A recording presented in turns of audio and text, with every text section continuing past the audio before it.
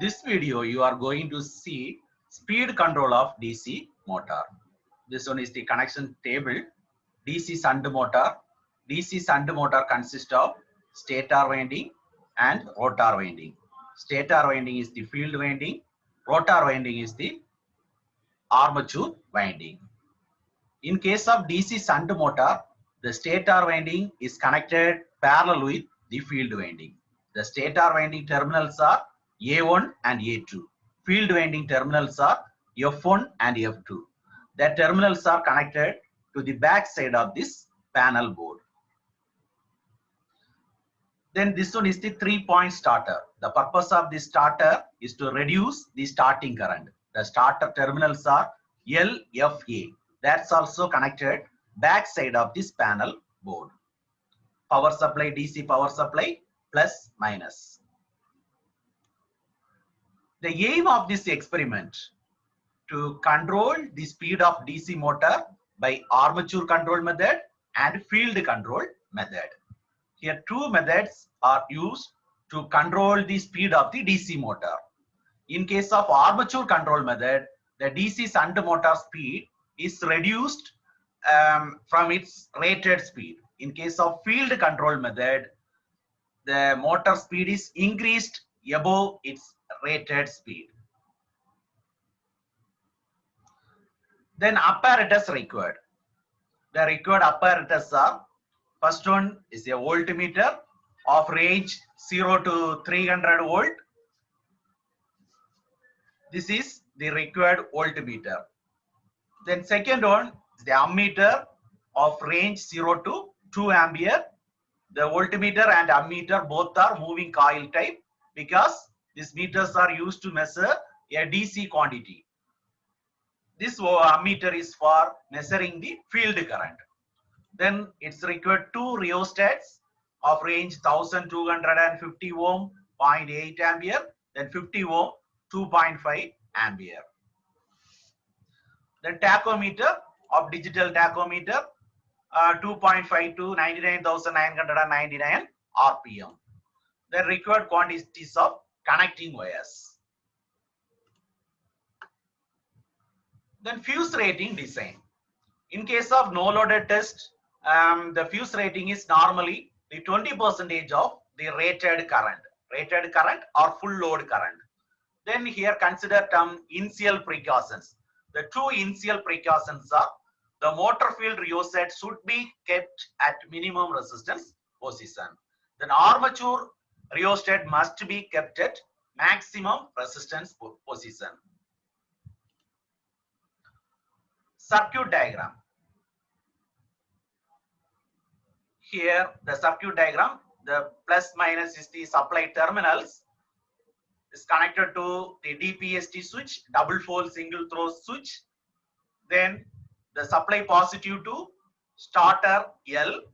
The starter has three terminals, LFA. Then field to rheostat input. Then rheostat output to field winding F1. The rheostat output terminal is connected near to the input. That means this is rheostat minimum position. Okay, the current will flowing like this, directly flow to the field winding. The supply current is flowing from F2 field winding coil directly without cutting the resistances. Then field winding F2 to ammeter positive, then ammeter negative, that is 2 ampere to supply negative. Then armature terminal A2 rheostat input. Then rheostat output to A1.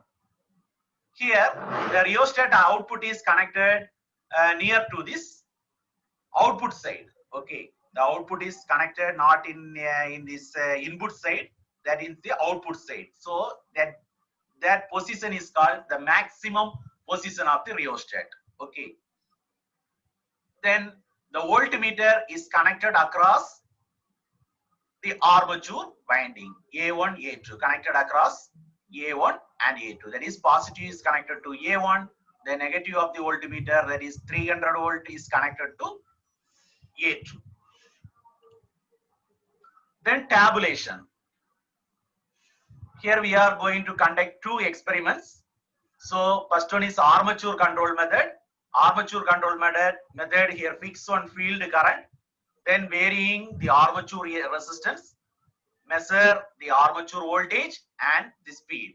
Then set another one field current by adjusting the field rheostat, then varying the armature rheostat in steps, then correspondingly measure the speed. Then field control method. In case of field control method, adjust the armature field armature rheostat, then set one voltage. Then after that, move the field winding rheostat, then take the corresponding speeds. Then set another one voltage by adjusting the armature rheostat, then correspondingly take the field current and speed of the motor. Connections, just consider the panel board. The connections are directly given on the panel board as per the circuit diagram. First of all, connect the power supply positive to starter terminal L. Then field terminal F2 rheostat input 1250 ohm to 0.8 ampere rheostat input. Then rheostat output to field winding F1. Then F2 to ammeter common. Then ammeter negative or 2 ampere to supply negative. Then starter A2 second rheostat input. Then rheostat output to A1 armature terminal. Then armature terminal A2 to supply negative. Then this voltmeter is connected across the armature terminal A1, A2. Common to armature terminal A1, then 300 volt or negative to A2.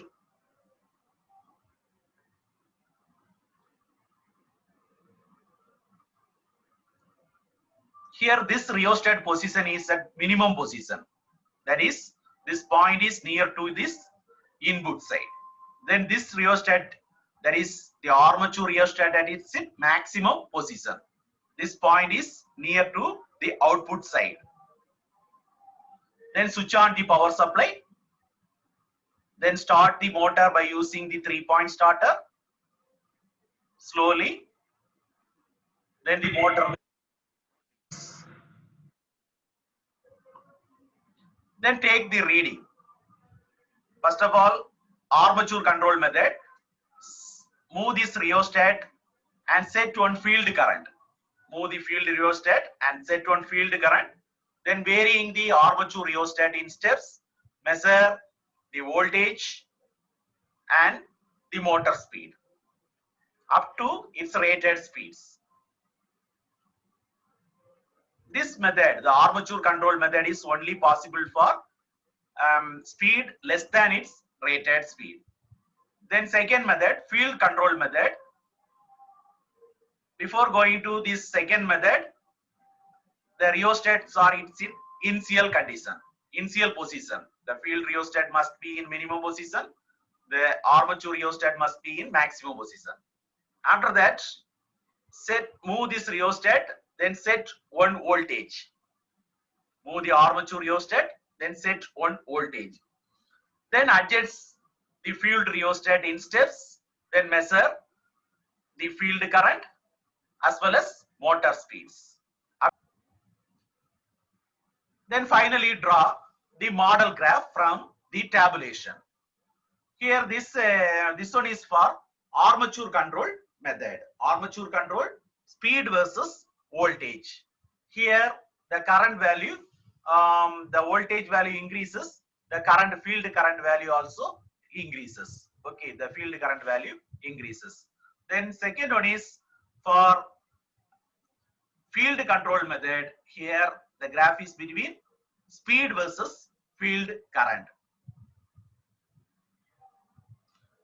This is the method of controlling the DC shunt motor, speed by armature control method and field control method.